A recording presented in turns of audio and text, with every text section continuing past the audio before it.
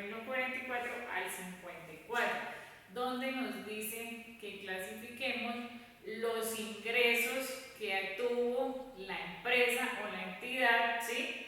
Y adicional, incluyamos lo que son las devoluciones en ventas, ¿sí? O sea, ¿qué me está diciendo? Que incluya todo lo de la cuenta 4, ¿sí?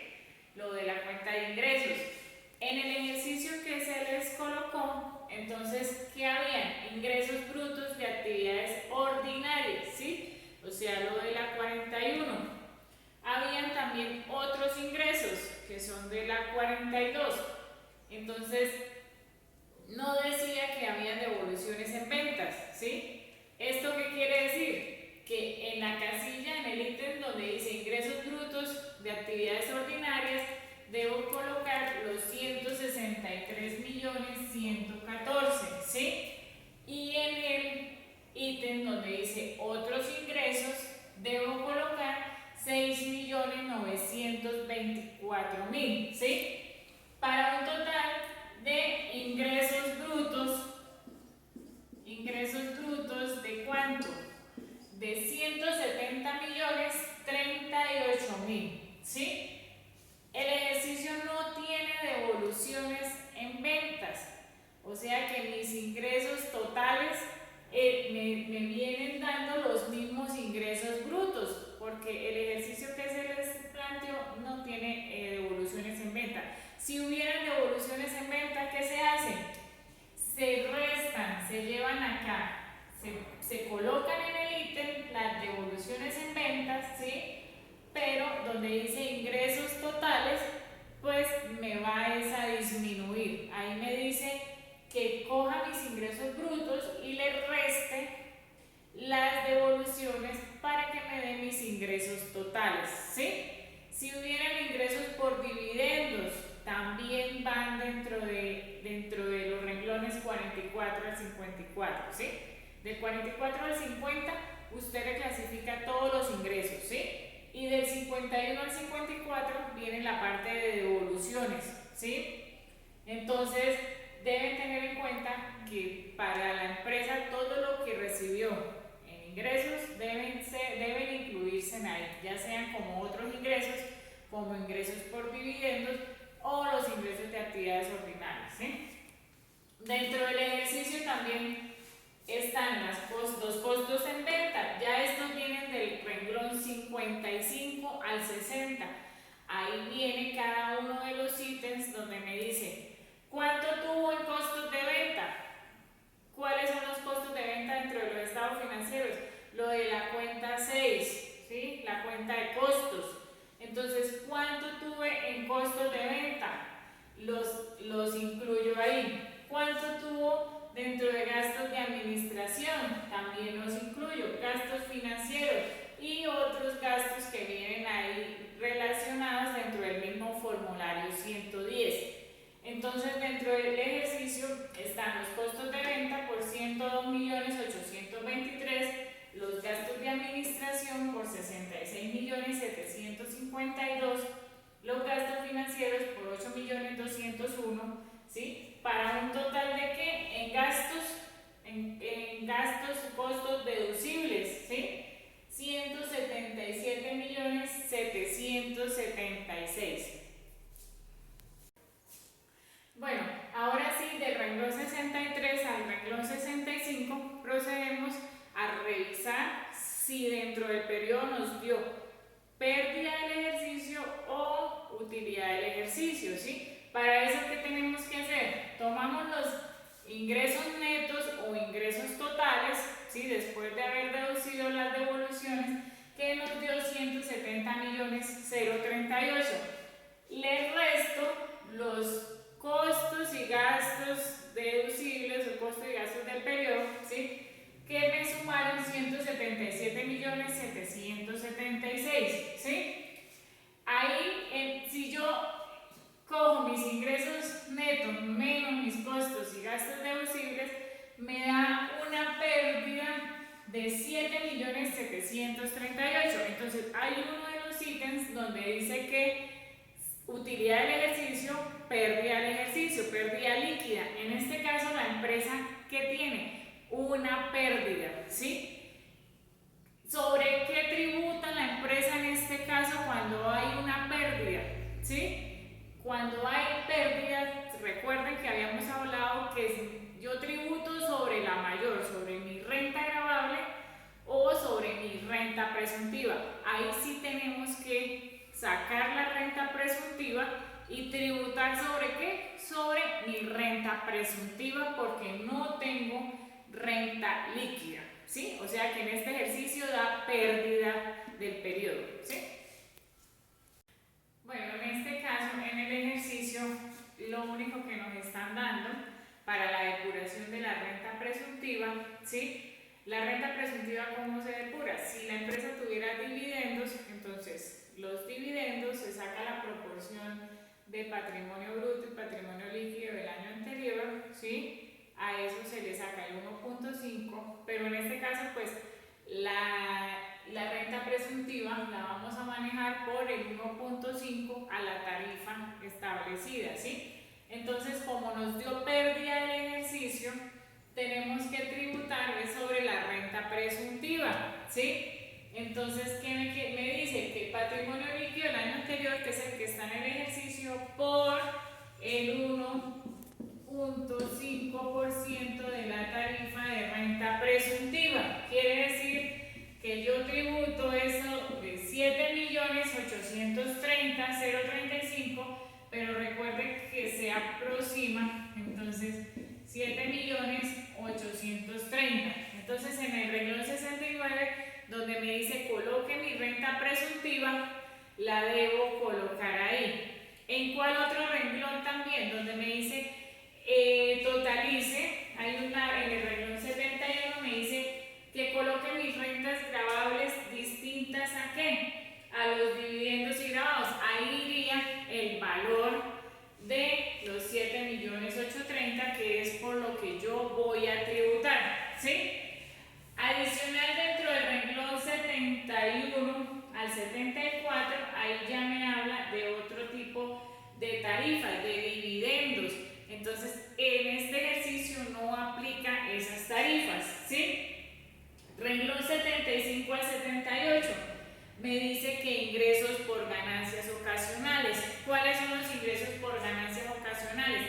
Aquellos que no están dentro del giro normal de mi actividad económica, ¿sí? Y me generó algún tipo de ganancia. Sobre eso se tributa también, pero en este ejercicio no tiene ganancias ocasionales. Ya de ahí pasamos al renglón 79, que es donde me dice impuestos sobre la renta líquida gravable. Entonces, recuerden que para el 2019, que es el que estamos haciendo, la tarifa es del 33%. Entonces, debo tomar estos 7.830.000 por el 33%, que eso me da un impuesto de denme un momentico, espérenme. 7.830 por 33. Entonces me da un impuesto de 2.584.000, porque recuerde que lo redondeo, ¿sí? Este sería mi impuesto de renta y complementarios, ¿sí? Que van dentro del renglón 74, ¿sí? 79. Entonces, ¿qué más me dice el ejercicio? El ejercicio me dice que le descuente ¿qué? Que le descuente en este caso el saldo, si tiene algún saldo a favor del año anterior, ¿sí? Y que le descuente las autorretenciones, las otras, donde dice autorretenciones, va la 135595 de autorretenciones, ¿sí? Y las otras retenciones que van ahí, va toda la cuenta, ahí va toda la cuenta 1355, pero la de retención en la fuente, ¿sí? O sea, aquellas retenciones que los clientes nos hicieron por retención en la fuente, ¿sí? y que nos certificaron legalmente, ¿sí? Que están certificadas. No van las retenciones que nos hicieron por industria y comercio, ni las retenciones que nos hicieron por IVA, porque esas se descuentan dentro del impuesto de industria y comercio o dentro del impuesto a las ventas por pagar, ¿sí? En este caso, el ejercicio que me dice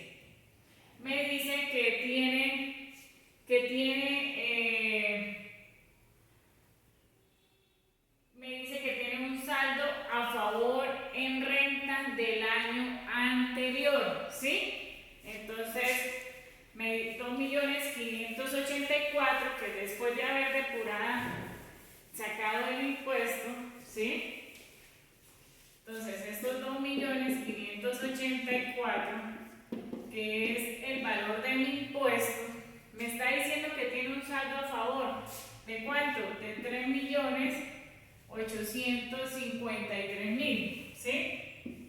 En donde dice saldo a favor del año anterior, que viene más abajo, el renglón 79, deben colocar esto, ¿sí? Ahí los mismos renglones del formulario me dice sume o reste, ¿sí? Entonces este lo debo restar. Retenciones del año. Vamos a mirar si él tiene retenciones del periodo. Tiene unas retenciones por 7 millones. O sea que estas retenciones irían ¿en dónde? En otras retenciones, ¿sí?